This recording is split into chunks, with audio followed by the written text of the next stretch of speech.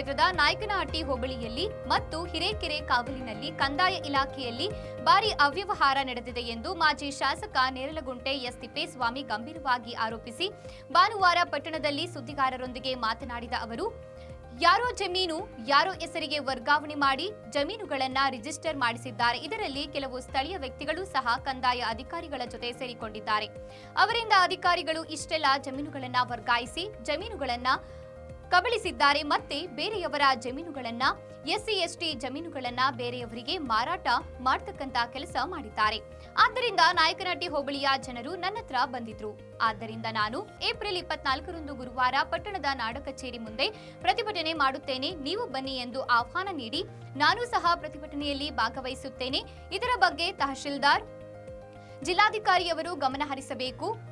ಇವರೆಲ್ಲ ಆಫೀಸ್ನಲ್ಲಿ ಕುಳಿತುಕೊಂಡು ಕೆಲಸ ಆಗುತ್ತಾ? ಇಲ್ಲವಾದರೆ ಇವರನ್ನೇ ನೇರವಾಗಿ ಹೊಣೆ ಮಾಡುವ ಕೆಲಸವಾಗುತ್ತದೆ ಎಂದಿದ್ದಾರೆ. ಮೊಳಕಾಲ್ಮೂರು ಕ್ಷೇತ್ರದ ನಾಗನಹಟ್ಟಿ ಹೋಬಳಿಯಲ್ಲಿ ಹಿರೇಕೆರೆ ಕಾವಲಲ್ಲಿ ಮತ್ತು ಇಡೀ ನಾಗನಹಟ್ಟಿ ಹೋಬಳಿಯಲ್ಲಿ ರೆವಿನ್ಯೂ ಡಿಪಾರ್ಟ್ಮೆಂಟ್ನಲ್ಲಿ ಭಾಳ ಅವ್ಯವಹಾರಗಳು ನಡೆದಿದೆ. ಯಾರ ಹೆಸರಿಗೆ ಟ್ರಾನ್ಸ್ಫರ್ ಮಾಡಿಸ್ಬಿಟ್ಟು ಜಮೀನುಗಳನ್ನು ರಿಜಿಸ್ಟರ್ ಮಾಡಿಸಿದ್ದಾರೆ. ಇದರಲ್ಲಿ ಕೆಲವು ಬ್ರೋಕರ್ಗಳು ಇದ್ದಾರೆ.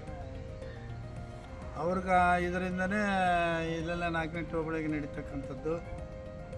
ಜಮೀನುಗಳು ಕಬಳಿಸೋರು ಇದ್ದಾರೆ.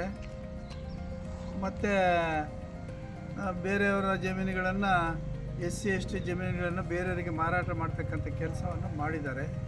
ಅದರಿಂದ ಮೊನ್ನೆ ಎಲ್ಲ ನಮ್ಮ ನಾಗನಹಟ್ಟಿ ಹೋಬಳಿ ಜನ ಎಲ್ಲ ಬಂದುಬಿಟ್ಟು ನಾವು ಗುರುವಾರ ದಿವಸ ಸ್ಟ್ರೈಕ್ ಮಾಡ್ತೀವಿ, ನೀವು ಬರ್ರಿ ಅಂತ ಹೇಳಿದ್ದಾರೆ. ನಾನು ಆವತ್ತಿನ ದಿವಸ ಭಾಗವಹಿಸ್ತೀನಿ. ಇದ್ರ ಬಗ್ಗೆ ತಹಶೀಲ್ದಾರು, AC DC ಅವರು ಗಮನ ಹರಿಸ್ಬೇಕು. ಇವರೆಲ್ಲ ಆಫೀಸ್ಗಳಿಗೆ ಕೂತ್ಕೊಂಡ್ರೆ ಆ ಕೆಲಸಗಳಾಗ್ತವೆ. ಇಲ್ಲ ಅಂದರೆ ಇವರೇ ನೇರವಾಗಿ ಇವ್ರನ್ನೇ ನಾವು ಹೊಣೆ ಮಾಡಬೇಕಾದ ಕೆಲಸ ಆಗುತ್ತೆ.